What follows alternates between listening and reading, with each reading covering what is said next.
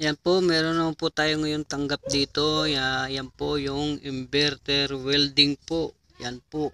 Yan po, dinala na po ng may-ari dito yan na no power daw po. No power. Yan po, ang pangalan po niyan ay ano po, ito po ang pangalan po niyan. Ayan po, Miltech Japan Technology. Yan po yan. Ang Miltech na yan. Miltech. Yan po. Yan po yan. Ang Miltech na 300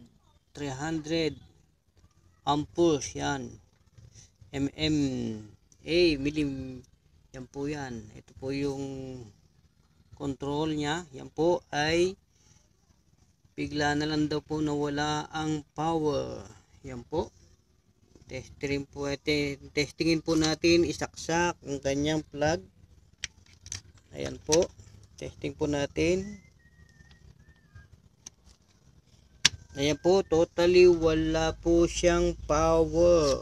Ayan po. Ayan po, titignan po natin sa loob yan kung ano po ang problema niya. Ayan. Tignan po natin nilikod. Ayan. Ayan po yung switch niya. Yan po yung switch. Ayan, okay naman po yung switch. Naka-on na po siya. Yan po. Tetestingin po natin yan. Bubuksan po natin. Ayan po. Natanggal na po natin ang tornilyo niya. Ayan po yan. Ayan. Yan na po. Pinalag na po ng may-ari po pala. Dahil po ina-erekta na po yung saksakan niya. Ayan po. Nakikita nyo po. Nakarekta na po yung saksakan. Ano niya, yung switch niya. Sira na po siguro ito. Kaya po ayan. Ayan. Nakarekta na po yung plug niya. Ayan po. Ayan. Ayan po. Ayan po ang ating titignan. Papalitan po natin ito. Pag nagawa po natin, ayan, papalitan po natin yan. Saka ito, titignan po natin kung anong problema po niya. Ayan po yan. Pag tinanggal na nga po, ayan. Tanggal na ang board niya. Pati yung ano niya, tanggal na rin po. Umuuga na po yan. Tanggal na dinala rito yan. Ganyan na. Yan na siya. Yan. Ang Miltech welding machine. Yan po yan. Tignan po natin kung ano po ang kanyang problema. Yan po. Ating po titignan po yan at i-repair po natin. Yan po. Tinanggal na po lahat ng ano, ng tornilyo. Yan po. Direkta na yung saksakan. Ayan. Nakarekta na. Yan po. Yan po yan. Ang ating aayusin. Ang Miltech welding machine na 300 amp. Ayan po, magandang hapon sa inyo mga followers. Ayan po, meron sira po ba ang inverter welding ninyo? Palitan nyo to. Itong piyesang ito. Yun po ang nagre-regulate sa inverter welding pag walang power. Ayan po. Yan po ang regulator ng system IC. Ito po yan. Yung may tatlong paa po na yan sa harap at sa likod po ay may 4. Bali 7 paa po yan. 7 pin po yan. Yan po, pag no power ang inyong inverter welding, ito po ang palitan nyo. May number po yan, may kanya-kanyang number po ang bawat inverter welding. Kaya po wag po kayo basta-basta magpapalit ng IC kung hindi niya ka-number at baka lang po pumutok. Ayan po, pumutok po ang inyong inverter welding. May diode din po kami napalitan dyan. Yan po yan, ang diode na ating pinalitan.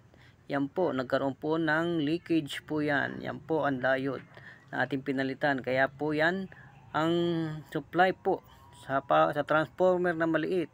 Yung nagre-regulate po dyan sa transformer po na maliit na yan. Ang lalabas po niyan ay 24 volt.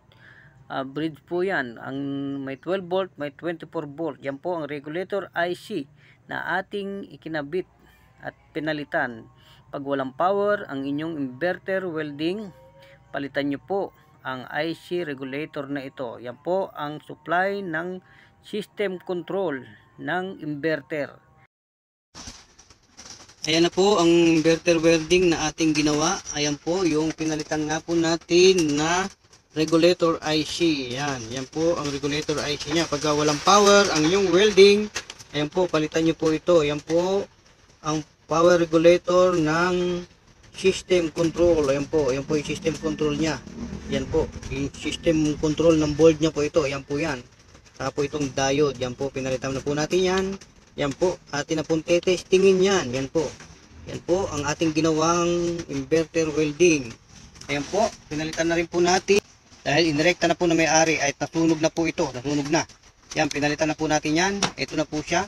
Yan po, bago na po siya. Yan po. Yan na po ang pinalitan po natin switch. Yan po, ating pong ite-testing na po yan. At ating pong isasaksak. Yan po, atin na pong isaksak ang welding machine. Ayan na po siya, ayan. Tapos natin i-power sa likod. Ayan po natin, yan.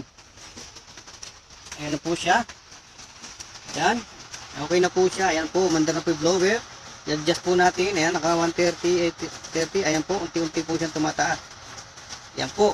Okay na po ang ating ginawang inverter welding. Pagka walang power, ang inverter welding nyo, palitan nyo lang po itong regulator IC nya ng system control. Yan po. Maraming salamat po at God bless po. Sana po natuto po kayo. Yan na po. Ating na po in testing ating welding na ginawa. Yung kinabitan po natin ng power regulator. Yan po. Atin na pong isaksak at ating pong testingin. I-testingin natin na pag-welding. Ayan po siya. Yan po. Ipa-power po natin yan. Yan po. I-power po natin. Ayan po. Lumabas na po ang display niya. 29. I-adjust po natin ng 100 plus. Mga 1.7, i-adjust po natin yan. Yan po. Adjust po natin.